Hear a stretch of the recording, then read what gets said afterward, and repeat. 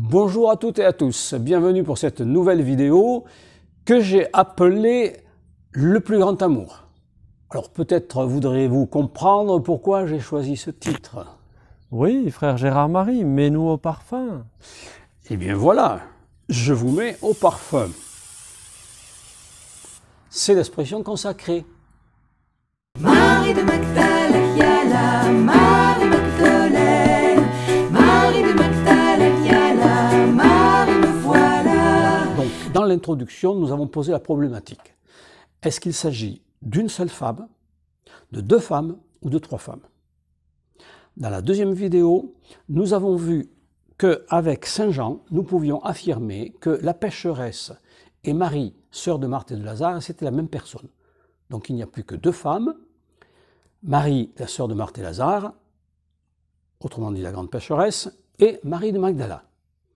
Voilà, pour ce petit retour en arrière. Nous avons vu également que Simon le pharisien n'était autre, probablement, à 90% de chance, que Simon le lépreux.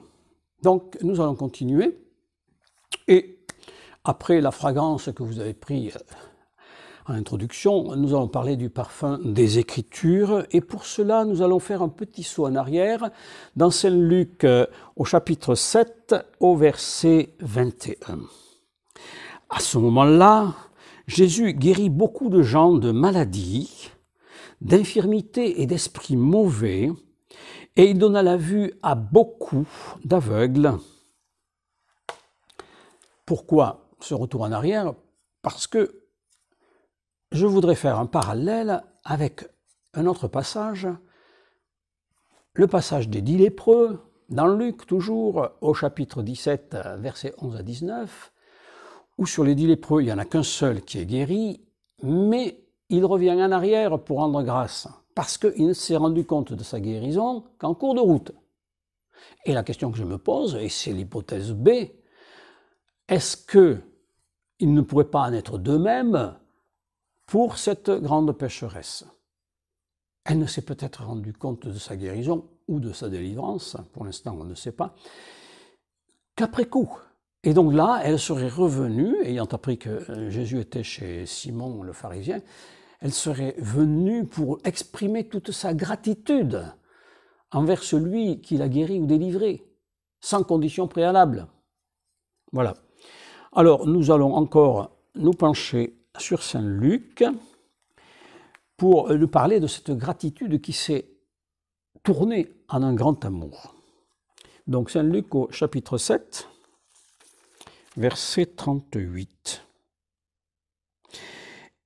Elle se tint derrière Jésus à ses pieds, elle pleurait et se mit à mouiller de ses larmes les pieds de Jésus. De quelles larmes s'agit-il? Pourquoi ces larmes? Dans notre hypothèse B, nous avons dit que finalement, ce pouvait être des larmes de gratitude. On va prendre un texte de Saint Jean, au chapitre 5, le verset 14, pour étayer ma nouvelle hypothèse, l'hypothèse C.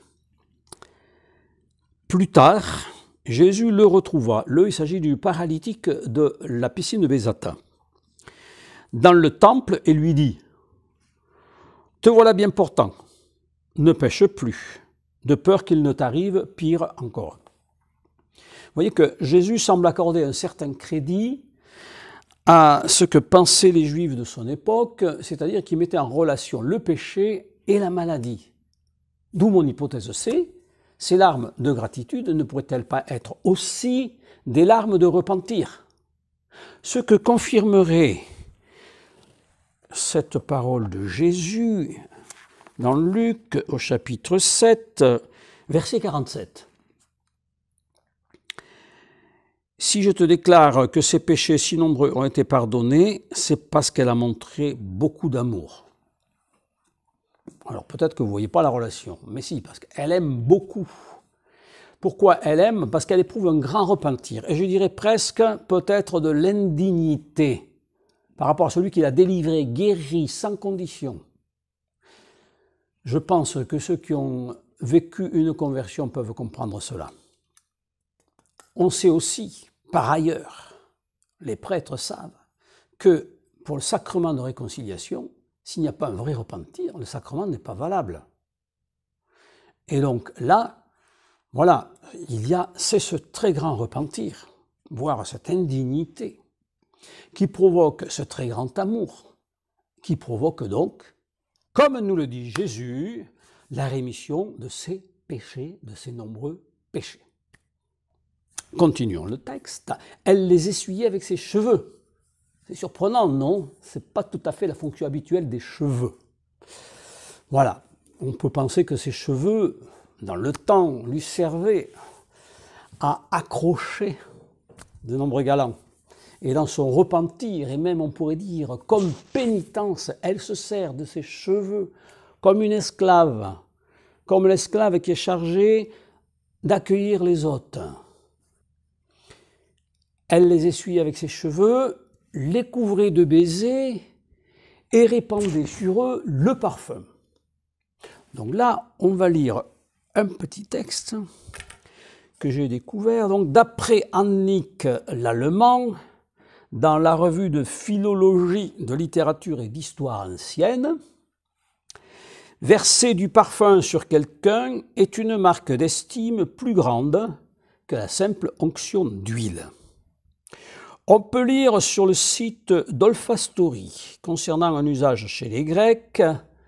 De même, en signe d'hospitalité, il était d'usage de baigner les pieds de ses invités dans des bassines parfumées. Revenons maintenant à Saint Luc, au chapitre 7, versets 39-40. Voyant cela, le pharisien qui l'avait invité se dit en lui-même : « Si cet homme était un prophète, il saurait qui est cette femme qui le touche et ce qu'elle est, une pécheresse. » Et répondant, Jésus dit à lui, vous voyez, répondant. Jésus lui répond, alors que Simon se parlait dans sa tête. Ce qui veut dire que Jésus entend ce que Simon dit dans sa tête. Cela vous surprend? Et pourtant, ce n'est pas la première fois, et en plus Jésus est Dieu, ne l'oublions pas, et il nous dit qu'il est venu accomplir les Écritures. Alors regardons ce qu'elles ont à nous dire, ces Écritures. Au psaume 138, verset 2b. Tu discernes de loin mes pensées. Et au verset 4, la parole n'est pas encore sur mes lèvres, sur ma langue, et voici, tu la sais tout entière. Nous reprenons la lecture, toujours dans Saint Luc, au chapitre 7, verset 40 jusqu'à 43. Jésus prit la parole et lui dit, vous voyez que là on n'a pas répondant, c'est la traduction. Simon, j'ai quelque chose à te dire. Parle, maître, dit-il. Un créancier avait 2 débiteurs. L'un lui devait 500 pièces d'argent, l'autre 50. Comme il n'avait pas de quoi rembourser, il fit grâce de leur dette à tous 2. Lequel des 2 l'aimera le plus? Simon répondit, je pense que c'est celui auquel il a fait grâce de la plus grande dette. Jésus lui dit, tu as bien jugé. Vous voyez, on nous parle d'un jugement. Jésus, ici, emploie le même stratagème que Dieu avait employé par l'intermédiaire du prophète Nathan pour faire dire à David sa propre condamnation, sa propre sentence, dans la parabole du riche, du pauvre et de la brebis. Ici, Jésus se sert de la parabole du gros et du petit créancier pour faire valider à l'avance à Simon la sentence du verset 47, que nous allons lire tout de suite. si je te déclare que ces péchés si nombreux ont été pardonnés, c'est parce qu'elle a montré beaucoup d'amour. Mais celui à qui on pardonne peu montre peu d'amour. Qui donc est celui à qui on a peu pardonné? Sinon celui qui se croit juste, qui est dans l'autosuffisance. Dieu n'a de cesse de nous remettre devant la vérité, notre vérité. Poursuivons le récit. Dans Saint Luc toujours, versets 44 à 46. Puis il se tourna vers la femme et dit à Simon, « Tu vois cette femme? Je suis entré chez toi et tu ne m'as pas donné d'eau pour mes pieds. Mais elle m'a lavé les pieds de ses larmes et les a essuyés avec ses cheveux. Tu ne m'as pas donné de baiser, mais elle, depuis qu'elle est entrée, elle n'a pas cessé de me couvrir les pieds de baisers. Tu n'as pas répandu d'huile odorante sur ma tête, mais elle a répandu du parfum sur mes pieds. » La question c'est, pourquoi le pharisien a-t-il manqué aux règles de l'hospitalité? Nous lisons dans la revue Kérigme, ensuite Lot a pour devoir de préparer de l'eau pour baigner le visiteur. Dans l'Odyssée, chant 10, Circé va même jusqu'à parfumer les compagnons d'Ulysse d'huiles odorantes. Lot a pour tâche de préparer un copieux repas, gage de respect et d'honneur. Simon a bien préparé un repas pour Jésus, certainement par gratitude, pour avoir été délivré de sa lèpre. Mais comme pharisien, peut-être s'opposait-il au rite, enfin tout ce qui était emprunté à la culture gréco-romaine. Mais encore une fois, Jésus nous dévoile ce qui fonde les règles de l'hospitalité, l'amour du prochain. Par contre, celui à qui il est peu pardonné aime peu. Ce n'est pas que Dieu ne veuille pas pardonner. N'est-ce pas plutôt parce que le pharisien demande peu? Et s'il demande peu, c'est parce qu'il ne voit pas ses péchés. Nous lisons ensuite dans Saint Luc, toujours au chapitre 7, versets 48 à 50, il dit à la femme, « Tes péchés ont été pardonnés. » Les convives se mirent à dire en eux-mêmes, « Qui est cet homme qui va jusqu'à pardonner les péchés ?» Jésus dit à la femme, « Ta foi t'a sauvée, va en paix. » Quelle foi? Où? Quand? Comment la pécheresse a montré sa foi?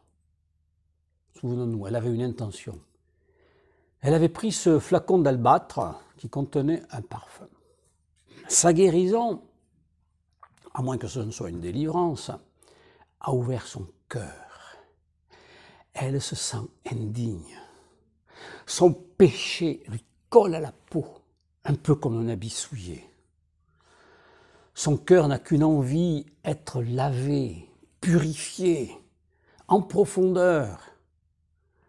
Et sa foi, c'est de croire que celui qui l'a guérie, délivrée, peut aussi la purifier, lui enlever son indignité.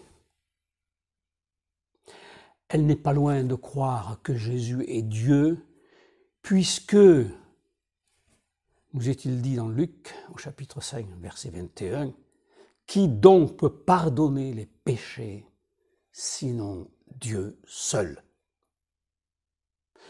Du moins doit-elle croire que Dieu peut le lui permettre. Ta foi t'a sauvé, va en paix. Comment sa foi peut-elle la sauver? C'est Jésus lui-même qui nous le dit. Il suffit de le lire dans Saint Jean. Au chapitre 3, versets 17 à 18. Car Dieu n'a pas envoyé son Fils dans le monde pour juger le monde, mais pour que le monde soit sauvé par lui. Qui croit en lui n'est pas jugé. Qui ne croit pas est déjà jugé parce qu'il n'a pas cru au nom du Fils unique de Dieu. Va en paix. Nous verrons dans notre prochaine vidéo comment elle va pouvoir aller en paix. Merci de m'avoir écouté jusqu'au bout. Au revoir. À la semaine prochaine.